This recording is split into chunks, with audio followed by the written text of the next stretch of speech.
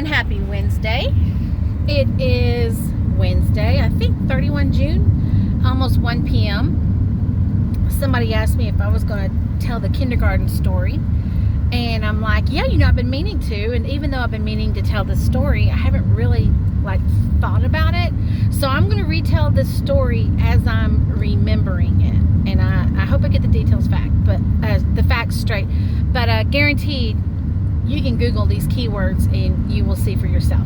So 2007, the U.S. Army Corps of Engineers built a kindergarten in Dohuk, Iraq. Dohuk is the northern version of Iraq, which is in Kurdistan, which is Iraq, the autonomous zone, I think is how you say it.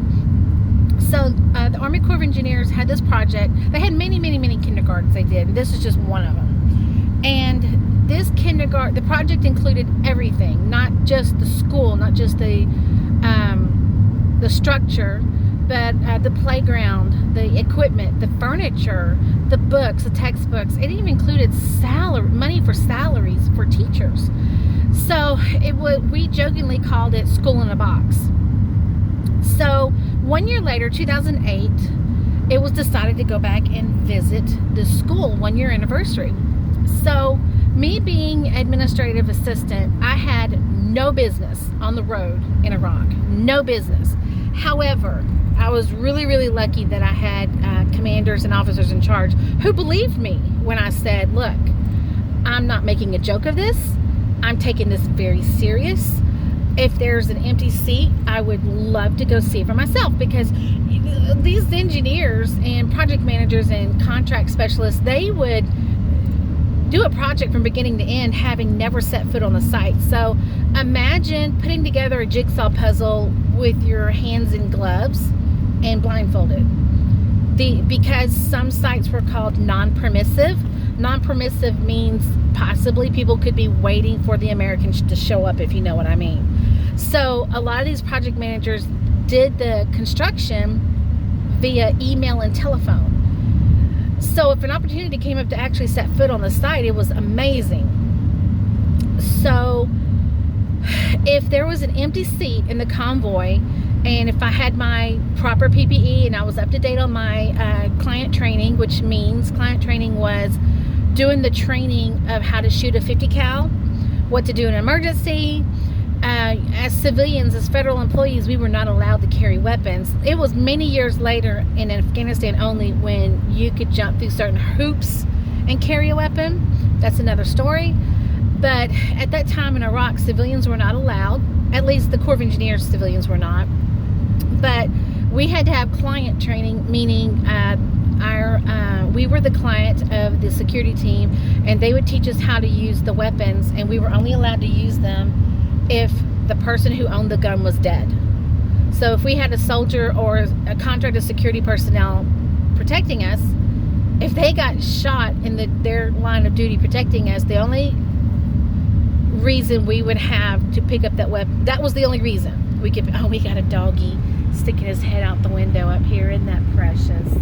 Oh my goodness, I'm going to give them plenty of room so he can have fun. I know you can't do that past a certain mile per hour. So anyway, so I was up to date on all my training. I had my PPE, and to justify my seat on and I did many of these trips. Thank you, God. I'm so grateful for that, and I'm grateful for the safety I had too. To justify my seat, I would take photos and give them back to the project manager, do QC, QA, whatever, or even share the photos with the public affairs officer. And that way, if anything happened, something kind of happened one time, but because I was not supposed to be there, I'm not supposed to talk about it. Anywho, so that's what I did. So I got to go on the road to Battelle Kindergarten. So on the way, I learned that the principal was a woman, and I could not wait to meet her. I was so excited. That was a very cool thing that a woman in Iraq had. In Iraq, that's good. In my opinion, a principal of a school is a very important position, so I was very excited. So we get to the kindergarten, and it's a celebration, and there's kids everywhere, and they're happy, and they're excited to see the soldiers, and it's like a huge party.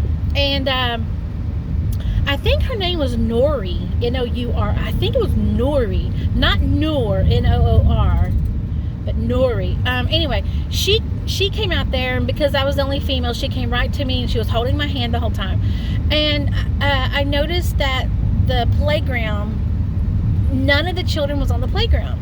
None of them. They were on the sidewalk playing. And they had playground equipment too. There was 2 girls on a swing, but where the swing was, and this is the point of that, where the swing was, because the swing, it was like a 2-seater swing, because it was used so much, there was no grass under it. You know how a swing is, because you step, there's so much there's no grass. So the playground was overgrown. And I told myself, well, that's why they're playing on the sidewalk. The grass is too high. So I kind of had a feeling what was going on. I kind of had a feeling, and it kind of proved itself. So near the end of our trip, I asked the principal, and shame on me, I was baiting her. Shame on me. I'm sorry. Okay? Wait, I'm sorry. Anyway, I said, so why are they not playing on the playground? And she looked me dead in the eye and said, well, the grass is too high. When will you mow our grass? And when she said that, I was not shocked at all. I was not shocked. This did not surprise me one bit, because I had heard this was going on. I had heard about it. And I said to her, well, we don't have lawnmowers. That's not what we do, and this is your school. This is your school. And her face fell. And me being a people pleaser, I was like, oh, sweetie, I'll move it for you right now. I'll give you some scissors. No, that's not what I did. But I wish I could have, which is so stupid of me. Her face fell. And she very seriously, I mean, it was the most honesty. She said, so you're not going to mow our yard?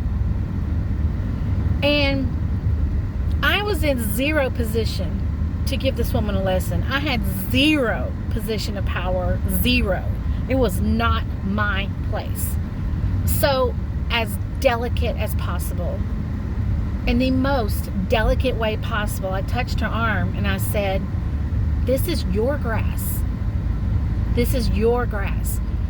You guys are responsible for mowing your grass.